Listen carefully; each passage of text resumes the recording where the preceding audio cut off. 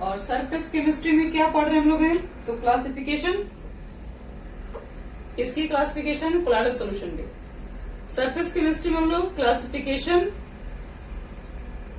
Of colloidal solution पढ़ रहे हैं।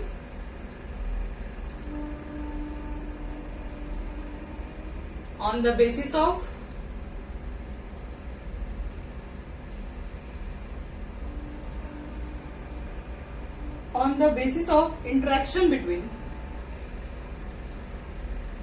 interaction between dispersed phase and dispersion medium। चलो आज का हमारा यही टॉपिक है। आज हम लोग कोलॉइडल सॉल्यूशन की फिर से क्लासिफिकेशन पढ़ेंगे, लेकिन ये जो क्लासिफिकेशन है वो डिस्पर्स फेज डिस्पर्सन मीडियम के बीच में इंटरेक्शन के ऊपर लिया गया है। तो इसके बेसिस पे याद रखना है कि कोलॉइडल सॉल्यूशन को 2 पार्ट्स में डिवाइड किया गया है। Interaction disperse phase dispersion medium के बीच के इंटरेक्शन के ऊपर कोलॉइडल सॉल्यूशन को 2 टाइप्स में डिवाइड किया गया है। फर्स्ट, जिसको हम बोलते हैं lyophilic colloid, lyophilic colloid. Second हमारा होता है लायोफोबिक कोलॉइड, लायोफोबिक कोलॉइड। चलो बात करते हैं लायोफिलिक कोलॉइड्स क्या होता है, फिर लायोफोबिक के भी ऊपर बात करेंगे। चलो सब लोग लिखेंगे हेडिंग लायोफिलिक कोलॉइड।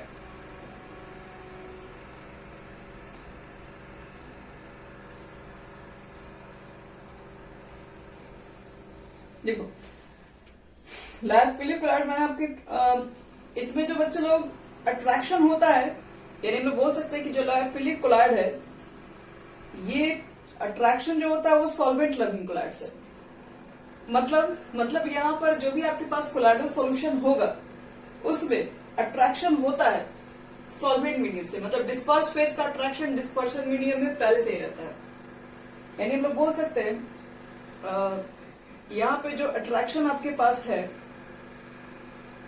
लायोफोबिक, जो आपके पास जो कोलॉइड्स होता है इसमें जो अट्रैक्शन होता है वो किसके किसके बीच में है, तो लिखेंगे there exist attraction between dispersed phase and dispersion medium. इसमें याद रखना अगर आपके पास लायोफिलिक कोलॉइड है तो यहाँ पर डिस्पर्स फेज के पार्टिकल्स का अट्रैक्शन होता है डिस्पर्सन मीडियम में। जब यहाँ पे अट्रैक्शन होता ही है डिस्पर्सन मीडियम में, डिस्पर्स फेज के पार्टिकल्स डालोगे डिस्पर्सन मीडियम के साथ अट्रैक्शन होगा तो ऑलरेडी बन जाएगा लायोफोबिक कोलॉइडल सॉल्यूशन, तुरंत तैयार हो जाएगा। आपको कोलॉइडल सॉल्यूशन यहाँ पर बनाने के लिए कोई भी मेहनत नहीं करना है। क्यों नहीं मेहनत करना है, क्योंकि आप जैसे ही वाटर के अंदर आप डालोगे डिस्पर्स फेज के पार्टिकल्स, वो क्या करेगा, कोलॉइडल सॉल्यूशन बना लेगा। क्यों, क्योंकि उसके बीच में अट्रैक्शन पहले से ही है, आपको कुछ नई चीजें वहां फॉर्म नहीं करना है। तो वैसा कोई भी सॉल्यूशन, वैसा कोई भी कोलॉइडल सॉल्यूशन जिसमें डिस्पर्स फेज के पार्टिकल्स को बस सिंपल डाल दो डिस्पर्शन मीडियम में तो अपने आप कोलॉइडल सॉल्यूशन बन जाता है। तो उस तरह के आपके पास कोई भी कोलॉइडल सॉल्यूशन को बोलते हैं लायोफिलिक कोलॉइडल सॉल्यूशन, जिसमें ऑलरेडी अट्रैक्शन होता है डिस्पर्स फेज के पार्टिकल का डिस्पर्सन मीडियम के साथ। तो इसको बोलते हैं क्या, ऐसे भी लिख सकते हो, ये सॉल्वेंट लविंग है, इसको सॉल्वेंट पसंद है, ये सॉल्वेंट में जाते ही सॉल्वेंट के साथ अट्रैक्शन, सॉल्वेंट के साथ बॉन्ड बना के रख लेता है, ये सॉल्वेंट लविंग होता है। और हम लोग बोल सकते हैं दीज आर प्रिपेयर्ड, इसको हम लोग प्रिपेयर करते हैं कैसे, तो these are prepared by simple mixing, simple mixing dispersed phase, simple mixing of dispersed phase and dispersion medium। हम लोग को सिर्फ डिस्पर्स फेज को डिस्पर्शन मीडियम में क्या करना है, बस सिंपल मिक्स कर देना है, उसके बाद आपको लायोफिलिक कोलॉइडल सॉल्यूशन बन जाएगा, क्योंकि वहां पर आपको कुछ मेहनत नहीं करना है। ऑलरेडी दोनों के बीच में अट्रैक्शन है, अपने आप अट्रैक्शन की वजह से दोनों एक दूसरे को पकड़ लेगा, तो आपके पास कोलॉइडल सॉल्यूशन बन जाएगा। कौन सा कोलॉइडल सॉल्यूशन, तो लायोफिलिक। यानी लायोफिलिक कोलॉइडल सॉल्यूशन वैसे कोलॉइडल सॉल्यूशन को कहते हैं जिसमें डिस्पर्स फेज के पार्टिकल्स डिस्पर्सन मीडियम के साथ स्ट्रांगली अट्रैक्शन रखते हैं। अब 24 में और एक लाइन और आगे बढ़ रहे हैं।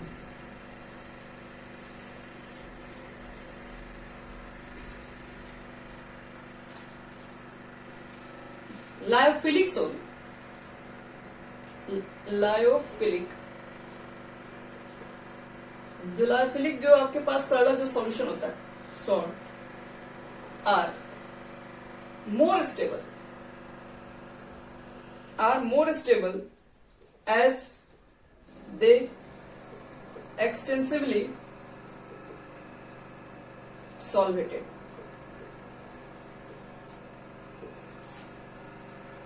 जो लायोफिलिक सोल होते हैं वो ज्यादा स्टेबल होते हैं। क्यों ज्यादा स्टेबल होते हैं? क्योंकि ये वाटर के साथ अट्रैक्शन रखते हैं। जैसे आप डिस्पर्स फेज के पार्टिकल्स को डालेंगे तो चारों तरफ से वाटर मॉलिक्यूल से अट्रैक्ट रखता है, अट्रैक्शन कर लेगा, और चारों तरफ से वाटर मॉलिक्यूल से भी अट्रैक्शन करेगा, तो जाहिर सी बात है कि ये क्या करेगा, ये हाईली सॉल्वेटेड हो जाता है। हम लोग ऐसे बोलते हैं कि जैसे मान लो कि हमने एक आयन को वाटर के अंदर डालते हैं, तो वाटर के अंदर डालेंगे तो ये क्या करेगा, ये आयन डिस्पर्सल मीडियम को अट्रैक्ट करेगा, क्योंकि डिस्पर्स फेज के पार्टिकल्स है, इसको डिस्पर्सल मीडियम पसंद है। क्योंकि आपके पास सोल्यूशन कैसा है, लायोफिलिक है, लायोफिलिक में दोनों में अट्रैक्शन होता है। तो जैसे ही आप एक आयन को डालोगे, डिस्पर्स फेज के पार्टिकल को डालोगे डिस्पर्सल मीडियम में, तो ये क्या करेगा, डिस्पर्स फेज के पार्टिकल्स चारों तरफ अपने क्या करेगा, वाटर मॉलिक्यूल को अट्रैक्ट कर लेगा, और अट्रैक्ट करने के बाद क्या होगा, यहाँ पर high amount of hydration energy निकलेगा बाहर। तो इसमें क्या होता है, इसके बनने में एनर्जी ज्यादा रिलीज हो पाती है, इसलिए बोलते हैं ये क्या होता है, ज्यादा स्टेबल होता है।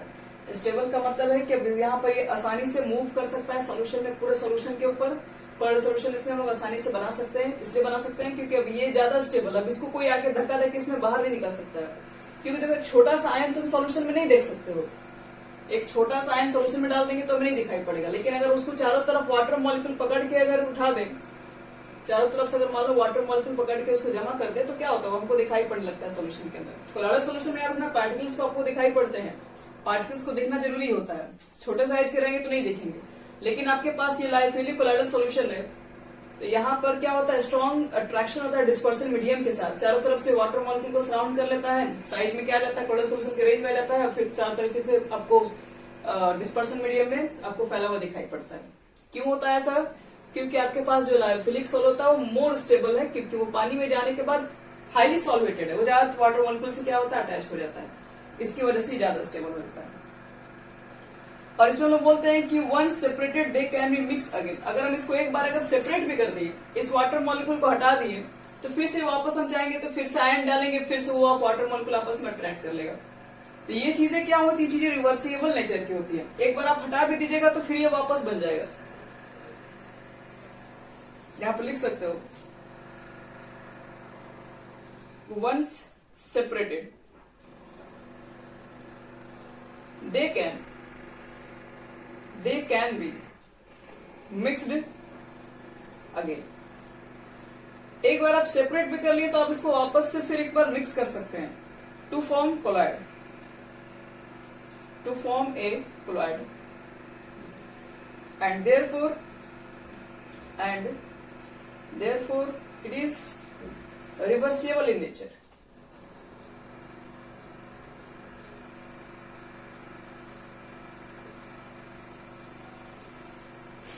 तो फिर से पूरा बता दे रहे हैं क्या क्या इसके अंदर है। लायोफिलिक कोलाइडल सोल्यूशन क्या होता है, वैसे कोलाइडल सॉल्यूशंस, ठीक है, जिसमें डिस्पर्स फेज के पार्टिकल्स का अट्रैक्शन डिस्पर्शन मीडियम में बहुत स्ट्रांगली है, जो सॉल्वेंट लविंग कोलाइड्स है, उसको बोलते हैं lyophilic colloidal solution, lyophilic colloids बोलते हैं। लायोफिलिक कोलाइड्स क्या होता है, उसको बहुत सिंपल तरीके से हम बना सकते हैं। क्यों? क्योंकि हमारे पास डिस्पर्स फेज के पार्टिकल्स का अट्रैक्शन डिस्पर्शन मीडियम में पहले से ही है। तो हम क्या करेंगे, जैसे डिस्पर्स फेज के पार्टिकल्स को डाल देंगे, डिस्पर्सन मीडियम उसको अट्रैक्ट कर लेगा तो हमारा सोल्यूशन तैयार हो जाएगा। ये ज्यादा स्टेबल भी होता है। स्टेबल बनने के बाद ये स्टेबल क्यों है, क्योंकि ये जैसा वाटर के अंदर डालते हैं, वाटर के चारों तरफ मॉलिक्यूल्स को सराउंड करके रखते हैं। ये आयन फ्री नहीं है, आयन के चारों तरफ क्या वाटर मॉलिक्यूल सराउंड करके रखते हैं, तो ये आसानी से क्या है, स्टेबल के फॉर्म में मूव करता है। अगर हम लोग क्या कर दिए, एक बार इस आयन्स को अगर मान लो सेपरेट कर दिए, वाटर मॉलिक्यूल को हटा दिए, तो फिर से ये वापस हम चाहेंगे तो मिक्स कर सकते हैं, क्योंकि ये क्या है, अट्रैक्शन रखता है। जैसे डिस्पर्स फेज को पार्टिकल को फिर से वाटर डालेंगे, फिर से वही अट्रैक्शन दिखाने लगेगा। तो ये क्या करता है, एक बार सेपरेट करके वापस हम इस चीज को बना सकते हैं। एक बार आयन को निकाल दिए, सेपरेट हो गया, फिर से आयन को डालेंगे तो फिर से वापस बन जाएगा।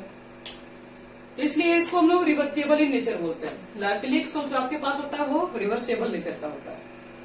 तो ये था आपके पास लायोफिलिक, जिसको सॉल्वेंट बहुत पसंद था, जिसकी वजह से वो स्टेबल भी हुआ करता था, जिसकी वजह से वो अट्रैक्शन रखता है डिस्पर्स फेज के पार्टिकल्स डिस्पर्सन मीडियम के साथ। दूसरा हमारे पास होता है बच्चे लोग लायोफोबिक। लायोफोबिक कोलॉइड, देखो लायोफोबिक कोलॉइड कहता है कि सॉल्वेंट हेटिंग कोलॉइड, इसको सॉल्वेंट ही पसंद नहीं है। सॉल्वेंट हेटिंग कोलॉइड्स, जिस तरह से वो सॉल्वेंट लविंग था, ये सॉल्वेंट से हेट करने वाला है। कह सकते हो सॉल्वेंट रिपल्सन भी करता है, ये इस तरह का ये है। फिर देखो हम लोग बोलते हैं इसके अंदर क्या कि देर इज नो अट्रैक्शन। जब देख रहे हो कि इसको सॉल्वेंट पसंद ही नहीं है, डिस्पर्सन मीडियम इसको पसंद नहीं है, तुम डिस्पर्सन मीडियम में डाल रहे हो, क्या करेगा? अट्रैक्शन तो करेगा ही नहीं, क्योंकि इसके अंदर सॉल्वेंट हेटिंग कोलॉइड है ये। तो there is no attraction between dispersed phase and dispersion medium. Dispersed phase dispersion medium के बीच में किसी तरह का कोई अट्रैक्शन नहीं है। तो क्या लगता है इसमें हम डालेंगे डिस्पर्सन मीडियम में तो क्या कोलॉइडल बन जाएगा? क्या कोलॉइडल सोल्यूशन बनेगा? नहीं बनेगा। कोलॉइडल सोल्यूशन बनने के लिए तो पहले चाहिए कि इसमें अट्रैक्शन इसके ऊपर डिस्पर्स हो जाए, लेकिन कोई अट्रैक्शन ही नहीं है, तो आसानी से ये नहीं बना जा सकता है। मतलब इसको सिंपल मिक्सिंग से नहीं बना सकते। जैसे वहां पर क्या था लाइफिलिक में, सिंपल मिक्स कर तो बन गया, यहां पर नहीं बन सकता है। तो क्या लिखते हैं? देर आर, these are लिख दो, these are prepared by a special method। इसको बनाने के लिए बच्चे लोग स्पेशल मेथड चाहिए, आप सिंपल तरीके से आप नहीं बना सकते हैं। क्यों? क्योंकि ये लेस स्टेबल है। लेस स्टेबल क्यों है? क्योंकि वो तो वाटर में जाने के बाद वाटर से अट्रैक्शन रखता था, तो चारों तरफ वाटर मॉलिक्यूल्स को घेर लेते थे और उसको स्टेबल बना के रखते थे। यहाँ पर क्या है, ये वाटर से पसंद नहीं करता, वाटर मॉलिक्यूल्स को घेरेंगे नहीं, छोटा सा आयन है, जाके फिर क्या होगा? सोल्यूशन के अंदर जाके बैठ जाएगा, किसी तरह का कोई अट्रैक्शन नहीं दिखाई पड़ेगा। तो याद रखना है कि कोलॉइडल सोल्यूशन तो तभी बनेगा ना जब पानी पर पूरी चीजें जब डिस्पर्स हो जाए, फैल जाए। जब फैलेगा ही नहीं, जाके जो नीचे बैठ जाएगा वो थोड़ी ना कोलॉइडल सोल्यूशन होगा। कोलॉइडल सोल्यूशन को होने के लिए क्या चाहिए? वाटर के ऊपर मूव करते रहे, हमेशा घूमते रहना चाहिए, तभी जाके कोलॉइडल सोल्यूशन बनेगा वो। लेकिन ये कम स्टेबल है। क्यों स्टेबल है? क्योंकि वहां पे तो वाटर मॉलिक्यूल घेर के रखते थे, उसको चारों तरफ से मूव करा देते। यहाँ पर तो वाटर मॉलिक्यूल को पसंद ही नहीं करता ये, इसलिए वो क्या होता है, ये कम स्टेबल से। अगर मान लो हमने बहुत सारा स्पेशल टेक्निक लगा लिया, मेथड लगा लिया, मेथड यूज करके मैंने कोलॉइडल सोल्यूशन बना ही लिया, नहीं अट्रैक्शन था, किसी तरह से मैंने मान लो अट्रैक्शन क्रिएट कर दिया, तो एक बार अट्रैक्शन करके हमने कोलॉइडल सोल्यूशन तैयार कर लिया और फिर उसको हम सेपरेट कर दें, यानी once separated they cannot form colloidal solution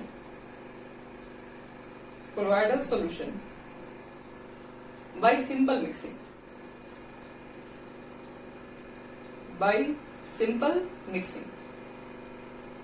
So these are irreversible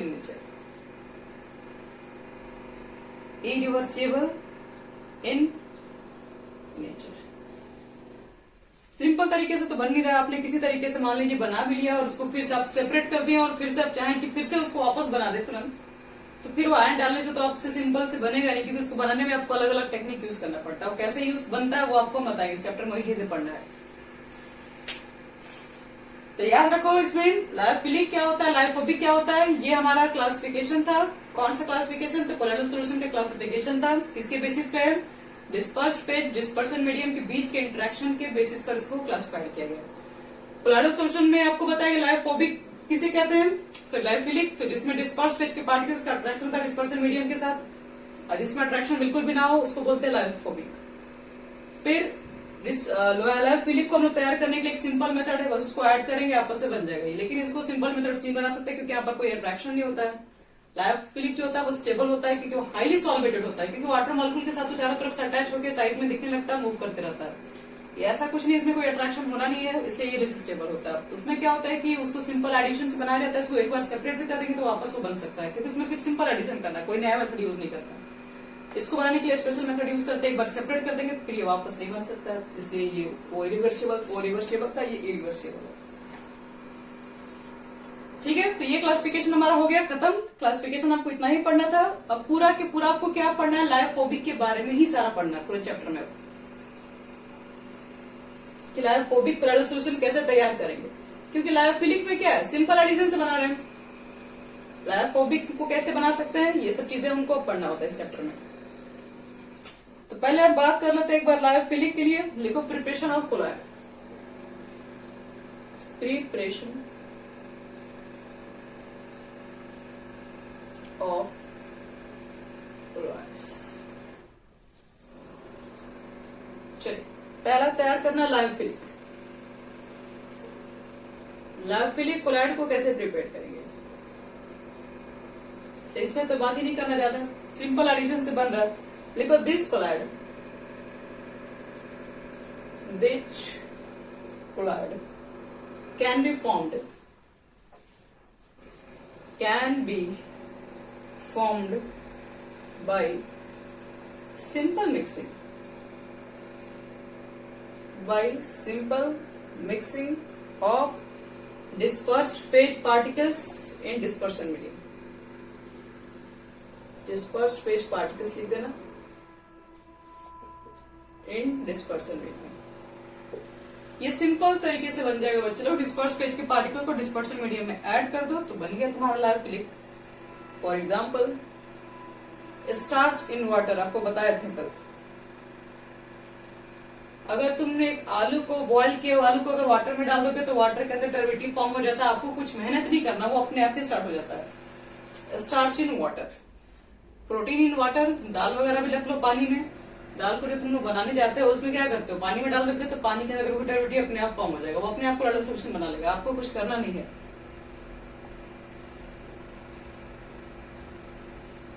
it is तो ऐसे कोलाइडल सॉल्यूशन जो कि सिंपल मिक्सिंग से तैयार हो सकता है वो लायोफिलिक है। तो ये हमें पढ़ना भी नहीं है क्योंकि ये तो बन गया, खत्म। चलो लायोफोबिक को तैयार करने के लिए कौन कौन से मेथड्स है, वो सब सारे मेथड सीखेंगे हम लोग, वो ज्यादा हमारा इंपॉर्टेंट है। मेथड ऑफ प्रिपरेशन पढ़ना है, प्रॉपर्टीज पढ़ना है, और फिर उसके बारे में पढ़ना है कि ये कैसे उसको लायोफिलिक जो कोलाइड है कैसे उसको मतलब उसके एसिडिटी को कैसे लूज करेंगे। तो चलो स्टार्ट करते हैं। सबसे पहले यहीं से आपका मेन टॉपिक स्टार्ट हो जाता है, lyophobic, method of preparation of lyophobic colloid. Lyophilic तो हमारा बन गया। सेकंड लायोफोबिक, तो ये सिंपल एडिशन से नहीं बनता है, ये स्पेशल मेथड से इसको ऐड करके बनाते हैं। और स्पेशल मेथड में सबसे पहले आपके पास दो मेथड है। पहला इसको बोलते हैं dispersion method, dispersion method. Second तुम्हारे पास क्या है, इसको बोलते हैं कंडेंसेशन मेथड, कंडेंसेशन मेथड। देखते हैं डिस्पर्शन मेथड क्या होता है। सबसे फर्स्ट देखो डिस्पर्शन मेथड, नाम से ही समझ में आ रहा है कि इसमें क्या है, डिस्पर्शन का मतलब क्या तोड़ना होता है। इसमें बिगर साइज के पार्टिकल्स को क्या करते हैं, छोटे छोटे साइज के पार्टिकल्स के अंदर कन्वर्ट किया जाता है। डिस्पर्शन मेथड में हम लोग क्या करते हैं, पहला मैकेनिकल डिस्पर्शन मेथड पढ़ते हैं, बड़े साइज के पार्टिकल्स को छोटे साइज के पार्टिकल्स में क्या आते हैं और उसके बाद डिस्पर्शन मीडियम में डालते हैं तो बन जाता है क्या, कोलाइडल सॉल्यूशन। जैसे तुम मान के चलो तुम्हारे पास क्या डिस्पर्शन मीडियम है और कोलाइडल सॉल्यूशंस तुमको बनाना है और पार्टिकल के साइज काफी बड़े बड़े हैं और तुम डाल रहे हो तो कोलाइडल सॉल्यूशन नहीं बन पाता अच्छी से। तुम चाहते हो कोलाइडल सॉल्यूशन बने, तो कोलाइडल सॉल्यूशन को बनने के लिए क्या करते हैं, साइज के पार्टिकल्स को ब्रेक करना पड़ेगा, पहले छोटा करना पड़ेगा। तो उस तरह के ऐसे कोई भी क्वेश्चन होंगे, ऐसे कोई भी मेथड्स होंगे जिसमें डिस्पर्स फेज के पार्टिकल के साइज बड़े होते हैं, उनको छोटा करके कोलाइडल सॉल्यूशन बनाना है, तो वो डिस्पर्शन मेथड के अंदर आएंगे। यानी कि डिस्पर्शन में क्या होता है, यहाँ लिख भी दे रहे हैं, bigger size dispersed phase particle, dispersed phase particles are broken into dispersion medium।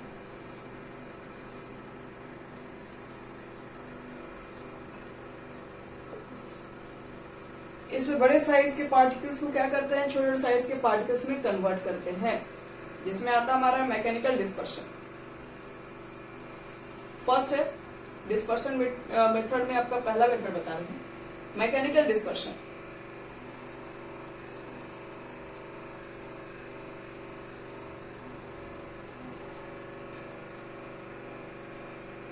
Mechanical dispersion method होता है। मैकेनिकल डिस्पर्सन मेथड क्या होता है? जैसे मान लो तुम सिंपल से क्या करते हो, तुम जो आप यूज करते हैं घर में, जो व्हीट होता है, गेहूं होता है, उसका साइज कितना बड़ा होता है, आप क्या करते हैं, वो गेहूं को ले जाके आप लोग मिल वगैरह में लेके जाते हो। मिल में ले जाने के बाद क्या होता है, मिल ले जाने में उसको आटा वगैरह में कन्वर्ट करते हैं। तो बड़े साइज के पार्टिकल्स को छोटे साइज के पार्टिकल्स में कन्वर्ट करने के लिए भी क्या होता है, मिल्स वगैरह होता है। तो यहाँ पर भी कुछ उसी तरीके से आपके पास कोलोइडल सॉल्यूशन के पार्टिकल्स के साइज बड़े हैं, आप चाहते हैं इनके साइज को छोटा करना, तो मैकेनिकल डिस्पर्सन यूज करते हैं। मैकेनिकल डिस्पर्सन का मतलब है कि यहाँ पर भी एक मिल्स होता है जिसको कोलोइडल मिल कहते हैं हम लोग। लिखो तो in this method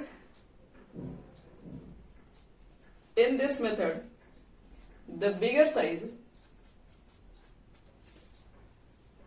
bigger size particle are broken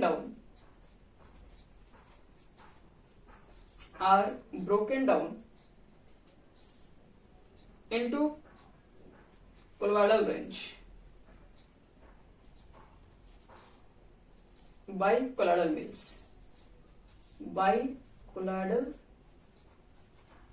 मिल। इस मेथड में क्या होता है, बड़े साइज के पार्टिकल्स को क्या करते हैं हम लोग, तोड़ के कोलोइडल रेंज में लेके आते हैं। और कैसे तोड़ते हैं, तो कोलोइडल मिल के थ्रू इसको तोड़ते हैं हम लोग। ये होता है हमारे पास मैकेनिकल डिस्पर्शन। सेकेंड होता है डिस्पर्शन मेथड में ब्रिज आर्क मेथड। चलो इसको मिटा रहे हैं। अभी हम लोग डिस्पर्शन मेथड पढ़ रहे हैं, फिर हम लोग क्या पढ़ेंगे, कंडेंसेशन मेथड। तो डिस्पर्शन में पहला था मैकेनिकल डिस्पर्सन, जिसमें बड़े साइज के पार्टिकल्स को छोटे साइज में पार्टिकल्स में कन्वर्ट करके कोलोइडल रेंज में लेके आते हैं, तब जाके कोलोइडल सॉल्यूशन को तैयार कर पाते हैं। दूसरा तुम्हारा है जिसको लोग बोलते हैं bridge arc method.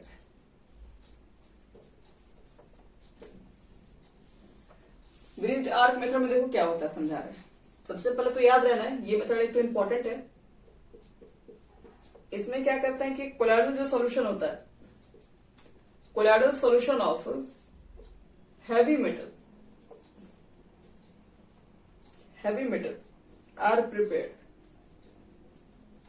Are prepared by this method. अगर आपके पास हैवी मेटल्स हैं और हैवी मेटल्स के आपको बनाने हैं कोलोइडल सॉल्यूशन, तो उसके लिए आपको ब्रिज्ड आर्क मेथड यूज करना पड़ेगा। कहोगे कि मेटल्स का क्या कभी कोलोइडल सॉल्यूशन बनाते हो क्या? अगर तुमको मान लो कि गोल्ड का बनाना है कोलोइडल सॉल्यूशन, तो क्या गोल्ड को पानी में डाल दोगे तो क्या कोलोइडल सॉल्यूशन बन जाएगा? नहीं बनेगा, वैसे कोलोइडल सॉल्यूशन नहीं बन पाएगा। अब गोल्ड को पानी में डाल के देखिए, सोना का अंगूठी पानी डाल दोगे तो क्या कोलोइडल सॉल्यूशन बनेगा? कुछ नहीं होगा उसमें।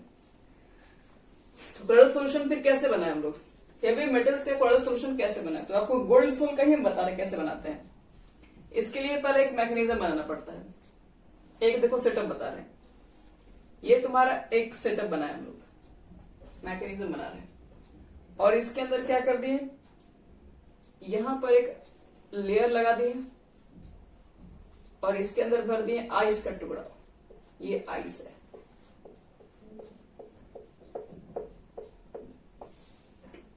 चारों तरफ वाटर।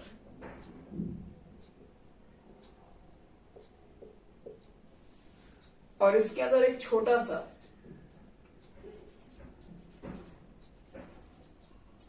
हमने एक बॉक्स लिए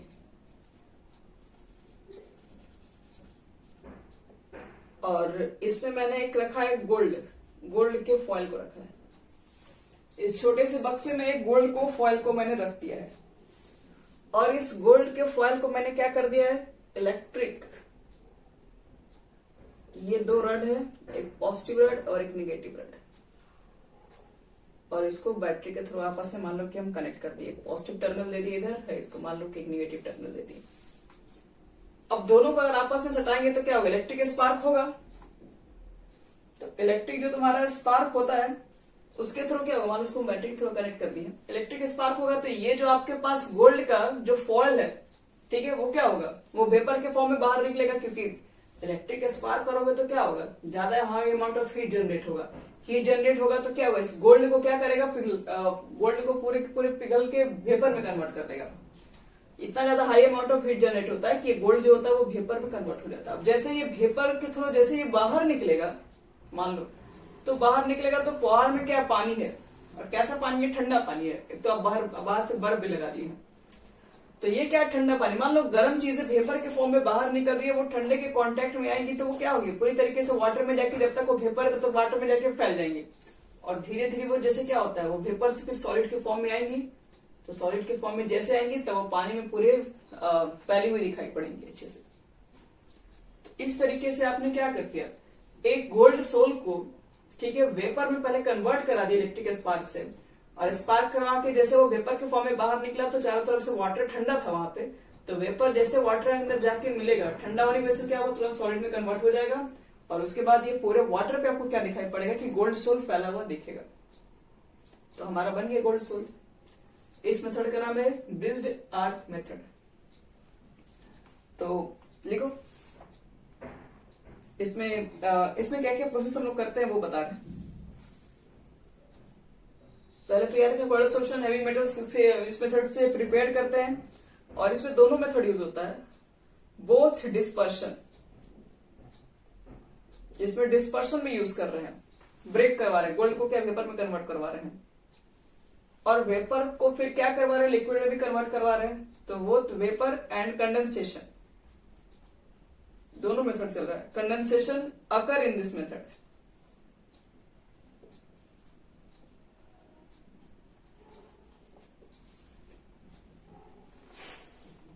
तो होता क्या, इलेक्ट्रिक स्पार्क के थ्रू क्या आता है, जो लिखोगे, the intense heat generated by electric arc, या electric spark vaporize the gold metal, vaporizes the gold metal को वेपराइज कर देता है। ये आइस है, हाँ, ताकि पानी ठंडा रहे, वेपर जैसे गर्म बाहर निकले वाटर ठंडा कर देगा उसको, आइस उसको। तो बोलते हैं the intense heat generated by electric spark vaporise the gold metal and the vapour when come contact with dispersion medium, and vapour of gold contact with dispersion medium, यहां पे स्टार्ट होता है, फिर कंडेंस्ड, वेपर कंडेंस होने लगता है, condensed to form a colloidal solution, to form a colloidal solution. तो ये हो गया बच्चे लोग पूरा method, bridged arc method. Bridge arc method में आपको क्या बताएं, जिसमें हेवी मेटल्स के हेवी मेटल्स के सोल को प्रिपेयर करते हैं। कैसे प्रिपेयर करते हैं, तो आपके पास एक कंटेनर होता है जिसमें आप गोल्ड के फॉइल्स को रखते हैं, और उसको इलेक्ट्रिक स्पार्क के through high amount of heat generate करते हैं, जिसकी वजह से गोल्ड जो होता है वेपर के फॉर्म में कन्वर्ट हो जाता है। और वो जो वेपर क्या होता है, जैसे वेपराइज होता है, बाहर निकलता है, कॉन्टैक्ट करता है, जब डिस्पर्सन मीडियम के कॉन्टैक्ट में आता है तो फिर वो क्या हो जाता है, कंडेंस हो जाता है और एक कोलोइडल सॉल्यूशन को बना लेता है। ये हमारा मेथड था ब्रिज्ड आर्क मेथड। थर्ड लिखना हमें है पेप्टाइजेशन।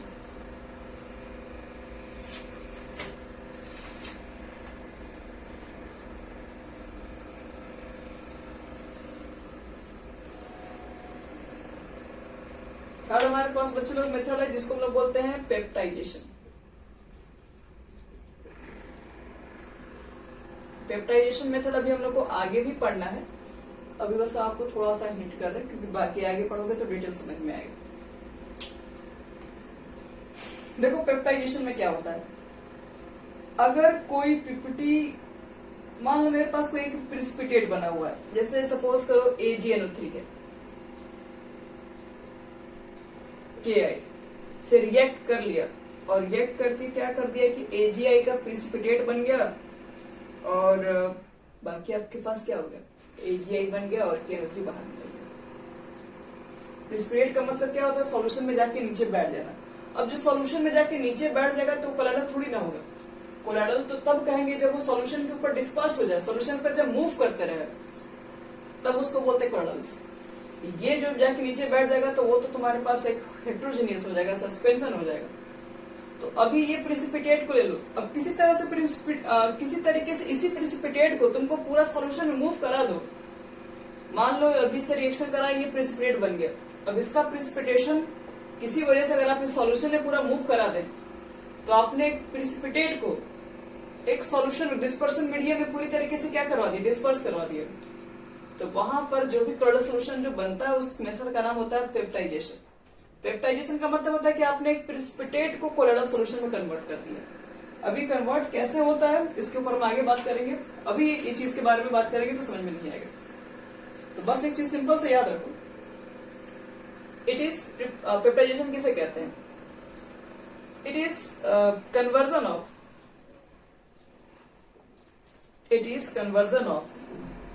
freshly prepared precipitate। आपने प्रिसिपिटेट को एक बना लिया है, फ्रेश बना लिया है, इनटू ए कोलॉइडल, कोलॉइड एक तरह का ये कन्वर्जन है जिसमें एक फ्रेशली प्रिसिपिटेट को एक कोलॉइड के अंदर क्या करते हैं हम लोग, कन्वर्ट करते हैं, is known as पेप्टाइजेशन। मतलब एक प्रेसिपिटेट को कोलॉइडल सॉल्यूशन में कन्वर्ट कराने का जो प्रोसेस होता है उसको बोलते हैं peptization.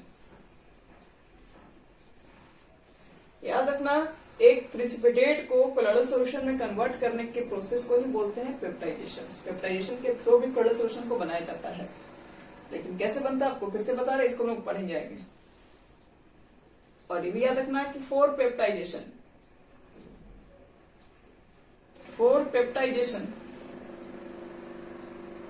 An electrolyte is added. Peptization करवाना है तो कुछ इलेक्ट्रोलाइट को हम लोग ऐड करते हैं ताकि वो मूव करे सॉल्यूशन के ऊपर। तो for peptization an electrolyte is added to the PPT and is known as peptiding agent।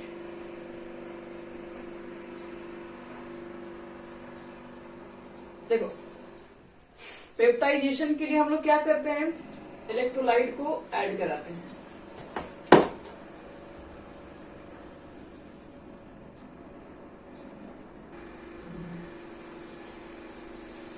देखो बच्चों, जब भी पेप्टाइजेशन करवाना होता है तो उसमें कुछ इलेक्ट्रोलाइट को ऐड करना पड़ता है, और जो भी आप इलेक्ट्रोलाइट को ऐड करते हैं उसको बोलते हैं पेप्टाइजिंग एजेंट। ये सब चीजें ना आगे समझोगे अच्छे से, अभी तो बस केवल सिंपल से याद रखो।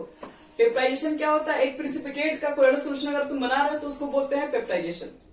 और पेप्टाइजेशन को करवाने के लिए कुछ इलेक्ट्रोलाइट को ऐड करना पड़ता है, और जो भी इलेक्ट्रोलाइट को आप ऐड करते हैं उसको बोलते हैं पेप्टाइजिंग एजेंट। बस, तो ये आपको था 3 मेथड डिस्पर्शन में। पहला मैकेनिकल डिस्पर्शन, जो आपको बताया था कोलॉइडल सॉल्यूशन, सॉरी कोलॉइड्स के साइज पार्टिकल्स बड़े होते हैं, जो बड़े वाले होते हैं उसको क्या करते हैं, पहले ब्रेक डाउन करके पहले कोलॉइडल मिल्स के थ्रू छोटे छोटे कन्वर्ट करते हैं और फिर बना पाते हैं हम लोग एक कोलॉइडल सॉल्यूशन। दूसरा क्या बताया, दूसरा ब्रिज्ड आर्क मेथड, जिसमें हैवी मेटल्स के सोल को क्या करना पड़ता है, हैवी मेटल्स के कोलॉइडल सॉल्यूशन को तैयार करना होता है। उसके लिए बताया कि आपको हैवी मेटल्स को पहले लेंगे, फिर उसमें इलेक्ट्रिक स्पार्क के थ्रू हीट जनरेट करेंगे, उस मेटल्स का वेपर बनाएंगे, उस वेपर के थ्रू फिर क्या करेंगे, डिस्पर्स करवा देंगे। थर्ड आपके पास है पेप्टाइजेशन, जिसमें हम लोग एक प्रेसिपिटेट को डिस्पर्शन मीडियम में क्या करवाते हैं, डिस्पर्स करवा देते हैं। और जो भी इस प्रोसेस के अंदर इलेक्ट्रोलाइट यूज किया जाता है उसको पेप्टाइजिंग कहा जाता है। ये तुम्हारा था ये मेथड्स, डिस्पर्शन मेथड्स। अब हमारे पास है condensation method.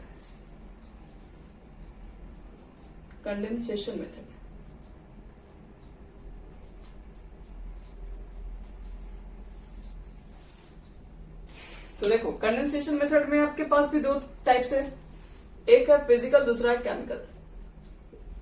Physical method, second आपके पास है केमिकल मेथड।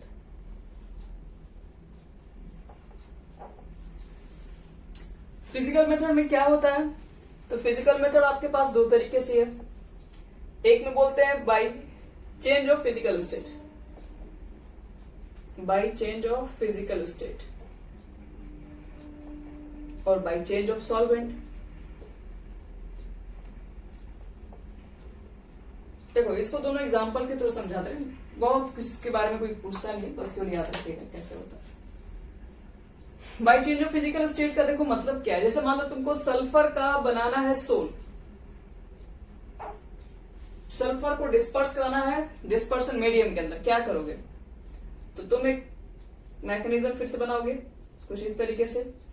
तुम्हारे पास मान लो यहाँ पे डिस्पर्सन मीडियम है, वाटर है सपोज करो, और तुम क्या करोगे? तुम एक सल्फर के वेपर को पास करोगे, सल्फर वेपर है ये।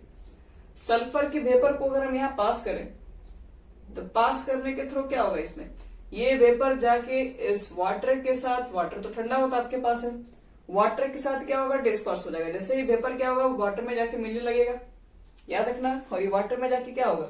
जैसे ही सल्फर वेपर वाटर में जाके टकराएगा तो वेपर आपका काफी गर्म है, वाटर आपके पास ठंडा है, तो पूरी तरीके से जाके वाटर में डिस्पर्स होना स्टार्ट हो जाएगा। गर्म को ठंडा मिल जाएगा तो क्या होगा? उसी पे जाके चिपकने लगेगा। तो इस तरीके से क्या होगा? आपके पास एक सल्फर का सोल तैयार होगा। तो ये आपको क्या करना पड़ेगा? इसमें आपको सिर्फ फिजिकल स्टेट में आपके पास गैसेस था, गैसेस को हम लोग क्या करवा दिए? गैसेस को हम लोग कंडेंस करवा दिए लिक्विड में। और बाय एक्सचेंज ऑफ सॉल्वेंट का मतलब क्या होता है? देखो बाय एक्सचेंज ऑफ सॉल्वेंट का देखो एक सिंपल सा मतलब बता रहे हैं। जैसे तुम्हारे पास एक व्हाइट फास्फोरस है P4, व्हाइट फास्फोरस याद रखना बच्चे लोग, अल्कोहल में ज्यादा सोलुबल होता है, अल्कोहल में मोर सोलुबल है, और वाटर में क्या है? Less soluble. व्हाइट फास्फोरस को अगर अल्कोहल में डालोगे तो ज्यादा सोलुबल है, वाटर में डालते हो तो कम सोलुबल होता है। तुमको क्या करना? तुमको व्हाइट फास्फोरस का सोल बनाना है। व्हाइट फास्फोरस को तुमको क्या करना है कि वाटर में डिस्पर्स करा देना है। तो वाटर में तो सोलुबल ही नहीं, अब डालेंगे तो जाके नीचे ही बैठ जाएगा, तो फिर कैसे बनाओगे? वाटर में जब ये सोलुबल ही नहीं है तो जाहिर सी बात है कि आप डायरेक्टली वाटर के साथ नहीं बना सकते हैं। वाटर में डायरेक्टली डालोगे व्हाइट फास्फोरस नीचे बैठ जाएगा, कोई कोलाइडल सोल्यूशन नहीं बनेगा। तो आप सबसे पहले क्या काम कर दीजिए? व्हाइट फास्फोरस को डाल दो अल्कोहल में। क्यों? क्योंकि हमें पता है व्हाइट फास्फोरस अल्कोहल में जाकर डिजोल्व हो जाएगा। तो आप पहले मान लो आप 1 कप व्हाइट फास्फोरस लेते हैं, 1 कप अल्कोहल लेते हैं, 1 कप वाटर लेते हैं, ये वाटर है। तो पहले इसके अंदर डाल दो, ये क्या मिक्स कर दिया हम? व्हाइट फास्फोरस इसके अंदर डाल दिए अल्कोहल में, पूरा डिजोल्व हो गया, लिक्विड क्लियर हो गया, डिजोल्व हो गया। अब ये व्हाइट फास्फोरस और अल्कोहल के मिक्सचर को तुम डाल दो वाटर में। तो आपको तो पता है कि वाटर अल्कोहल सोलुबल होता है, अल्कोहल वाटर में जाके सोलुबल है, लेकिन व्हाइट फास्फोरस सोलुबल नहीं है। तो क्या होगा?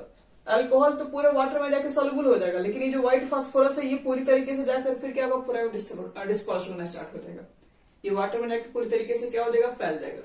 डायरेक्टली डालोगे तो ऐसा नहीं था, इसमें पहले सोलुबल हो गया, और ये सोलुबल वाला केसेस यहाँ पर इनसोलुबल है।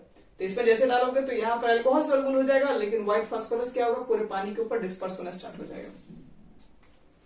तो कुछ इसी तरीके से हम लोग क्या करते हैं? यहाँ पर एक्सचेंज ऑफ सॉल्वेंट को एक्सचेंज कर देते हैं। तो देख लो सॉल्वेंट को एक्सचेंज करने से क्या हो गया आपके पास? यहाँ पर हम लोग एक कलर सोल्यूशन को भी बना सकते हैं। तो ये फिजिकल मेथड है, सिंपल है, इसमें बहुत ज्यादा कुछ लिखना नहीं, दोनों मेथड याद रखना और एग्जाम्पल भी लिख लेना। चलो देखते हैं हम केमिकल मेथड्स में, इसमें कौन कौन से मेथड्स हैं। बस केमिकल मेथड के बाद प्रॉपर्टीज है जो हम लोग कल करेंगे। थोड़ा सा आपको केमिकल प्रॉपर्टीज मेथड बताते हैं।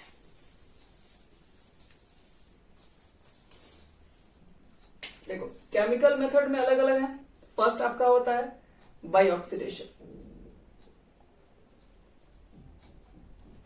हम लोग ऑक्सीडेशन के थ्रू भी क्या करवा सकते हैं? वही कलर सोल्यूशन बना सकते हैं, लाइफोबिक कलर सोल्यूशन बना सकते हैं। जैसे यहां पर मान लो कि तुम्हारे पास हमको सल्फर का सोल बनाना है, सोल ऑफ सल्फर। तो ऑक्सीडेशन के थ्रू कैसे बनाएंगे? H2S तुम्हारे पास है, और SO2 गैस से रिएक्शन करा दो, क्या बन जाता है? सल्फर बन जाता है, 2H2 बाहर।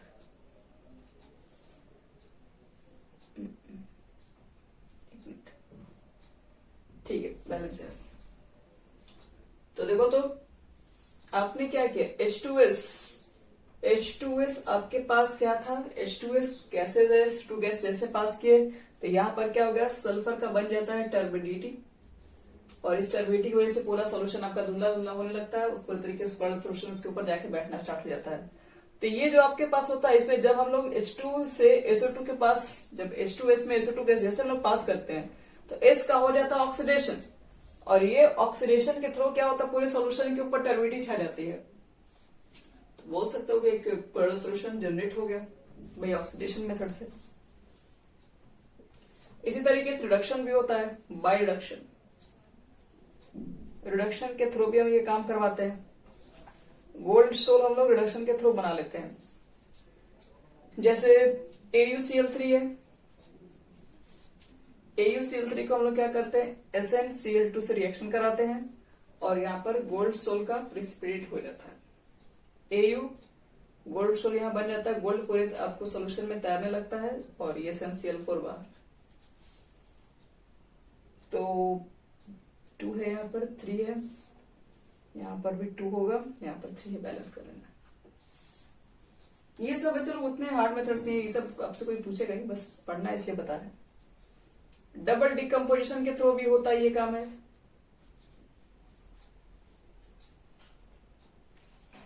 इस मेथड में तो डबल डिकम्पोजिशन हम लोग को आर्सेनिक सल्फाइड का सोल बनाते हैं।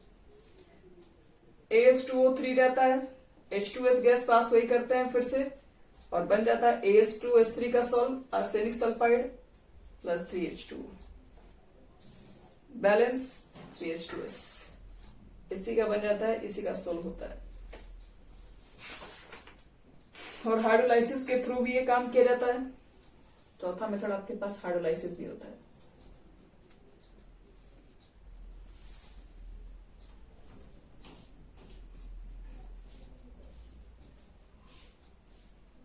तो ये काम हाइड्रोलाइसिस से भी हम लोग कर पाते हैं।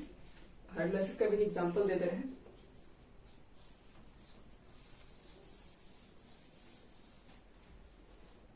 FeCl3 प्लस 3H2 हाइड्रोलाइसिस करा दो, AfOH का होल थ्राइस प्लस 3HCl, इसी का सोल बन जाता है, सॉल्यूशन के ऊपर मूव करता है।